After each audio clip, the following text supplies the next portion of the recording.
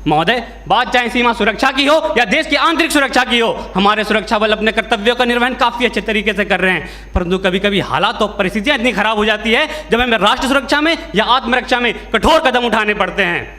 जब हमारा सामना इन उग्रवादियों और आतंकवादियों से होता है तो ये हमारा स्वागत किसी फूलों के हार से नहीं, बल्कि हमारा स्वागत करते हैं गोलियों की बौछार से और अत्याधुनिक हथियारों से। और उस समय जब गोली कान के 2 इंच दूरी से गुजरती है तो वो जिंदगी और मौत के बीच एक फासला पैदा करती है। और इन परिस्थितियों में भी एक सिपाही के पास 1 सेकंड से भी कम का समय होता है ये फैसला लेने के लिए कि वो क्या करे और क्या ना करे। जबकि आज हमारे देश में एक न्यायपालिका को भी एक फैसला लेने में कई दशक लग जाते हैं। आसान नहीं होता फौजी कहलाना, आसान नहीं होता फौजी कहलाना। जज्बातों को पिघलाकर रगों में लोहा भरना पड़ता है। जम्मू कश्मीर में हमारे 5,500 से अधिक जवान शहादत को प्राप्त हो चुके हैं, तो वही नक्सल प्रभावित क्षेत्रों में 3,000 से अधिक जवान शहादत को प्राप्त हो चुके हैं। हमें सीख लेनी चाहिए श्रीलंका सरकार से, जिन्होंने अपनी सेना को खुली छूट दी और लिट्टे जैसे आतंकवादी संगठन पर उन्होंने काबू पाया। तो हमें सीख लेनी चाहिए अमेरिका सरकार से भी, जिन्होंने अफगानिस्तान, इराक और सीरिया जैसे देश में भी आतंकवाद को खत्म करने की एक पहल की और उन्हें काफ़ी हद तक सफलता भी मिली। जबकि हमारे देश में एक अधिकारी द्वारा जब एक पत्थरबाज को गाड़ी से बांधकर अपनी टीम को सुरक्षित बचाया जाता है तो लोग उस पत्थरबाज के मानवाधिकार की हनन की बात करते हैं। तो मैं आपको बताना चाहता हूं, अगर 10 व्यक्तियों की जान को बचाने के लिए एक व्यक्ति के मानवाधिकार का हनन कुछ समय के लिए हो भी जाए तो ये किसी भी सैद्धांतिक धरातल पर गलत नहीं है। आज लोहे का स्वाद लोहार से नहीं बल्कि उस घोड़े से पूछना चाहिए जिसके मुंह में लगाम लगी होती है।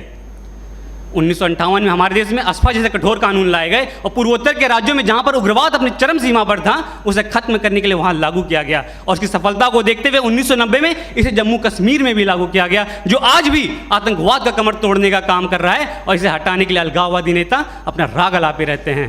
तो पंजाब क्षेत्र में भी जब आतंकवाद अपनी चरम सीमा पर था तो हमारे सुरक्षा बलों द्वारा और सरकार द्वारा कठोर कदम उठाए गए और वहां से भी आतंकवाद को जड़ से खत्म किया गया।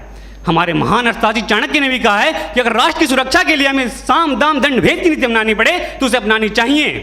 और महाभारत में भी जब अर्जुन ने अपने सगे संबंधियों को सामने देखते हुए शस्त्र को नीचे कर दिया था तो भगवान श्री कृष्ण ने उन्हें प्रेरित करते हुए कहा था कि हे पार्थ, अपना शस्त्र उठाओ और कर्म करो। आज मानवाधिकार की बेड़ियों में बंधे होने के कारण हमारे सुरक्षा बलों को आतंकवाद और उग्रवाद से निपटने में काफ़ी परेशानियों का सामना करना पड़ता है और इसका फायदा हमारा पड़ोसी मुल्क मानवाधिकार को एक हथियार की तरह इस्तेमाल करके करता है, जिससे हमारे जवानों का मनोबल टूटता है। आज हमारे देश में कुछ क्षेत्र ऐसे भी हैं, अगर वहां पे कठोरता से कदम ना उठाए जाएं तो उस क्षेत्र को हमारे देश से अलग होते समय नहीं लगेगा। आज हमारे देश में निष्कर्ष स्वरूप में यह कहना चाहूँगा कि हमें मानव मूल्य, हमारे सुरक्षा बल मानव मूल्यों को ध्यान में रखते हुए अपने कर्तव्य का निर्वहन काफ़ी अच्छे तरीके से कर रहे हैं। परंतु कभी कभी हालात और परिस्थितियाँ इतनी खराब होती है कि हमें कठोरता से काम करने पड़ते हैं।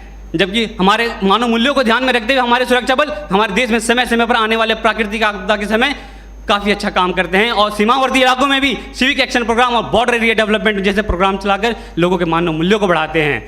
और हमारे देश में हमारे आज अजमल कसाब जैसा आतंकवादी, इनका कोई जाति, धर्म, मजहब, नाम पहचान न होने के कारण आसानी से देश में घुस आते हैं और मुंबई हमले को अंजाम देते हैं, जिसमें हमारे देश के 166 निर्दोष व्यक्ति मारे जाते हैं। तो वे आदिल अहमद डार जैसे आतंकवादी पुलवामा हमले को अंजाम देते हैं आम जनता के बीच में छुप कर रहते हुए और हमारे सीआरपीएफ के 44 जवान शहादत को प्राप्त हो जाते हैं। तो अब इनको इन्हीं की भाषा में मुंह तोड़ जवाब देते हुए हमारे सुरक्षा बलों ने पठानकोट, बालाकोट, उरी जैसे सर्जिकल स्ट्राइक भी किया और आतंकवाद को जड़ से खत्म करने का भी काम कर रहे हैं। और अंत में निष्कर्ष स्वरूप में यही कहना चाहूँगा एक फौजी के तर्ज में कि कभी ठंड में ठिठुर कर देख लेना, कभी ठंड में ठिठुर कर देख लेना, कभी तपती धूप में जल कर देख लेना कैसे होती है हिफाजत मुल्क की, कभी वर्दी पहन कर देख लेना।